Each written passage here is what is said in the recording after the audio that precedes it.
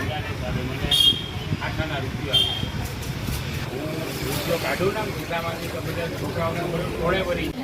પાણીપુરી શરૂઆતમાં મારા ફાધરે ધંધો ચાલુ કર્યો 1951 અને પાણીપુરી બજારમાં પહેલી જુનાગઢ બાજુ આવી લગભગ 1974